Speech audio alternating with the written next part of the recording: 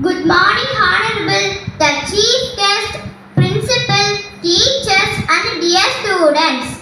Today we are celebrating 76th Republic Day. It is a very special day for all of us. As it is the day India got its constitution and officially became a republic. On this day in 1950, the constitution India came into effect. Dr. Baba Saheb Ambedkar is the father of our constitution.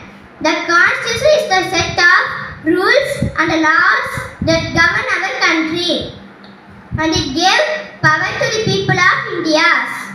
This day also honors the struggle and hard work of the leaders who wrote this constitution. Let's all take the people to keep India's unity and integrity in mind and to be a good citizen of our country. India became a democratic and republic nation on this day. On this day, a special program is held at Rajpath, New Delhi. The president hosted the national flag at Rajpath in front of the Indian Gate. Indian Army do Republic Day parade and take salute of the national flag.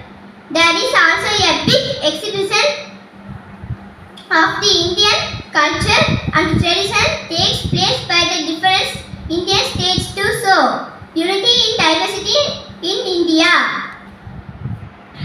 The Constitution provides us fundamental rights to each citizen irrespective of the caste, gender, religion, education and more. Our freedom fighters fought continuously against the British, so we can never forget salute them. On such a great occasion, by remembering them, they have fulfilled their responsibility by giving us freedom to making a constitution. So we should always respect our constitution as well as by remembering our martyrs and soldiers. Today we are great republic. It means a country whose leader is a president, not a king or a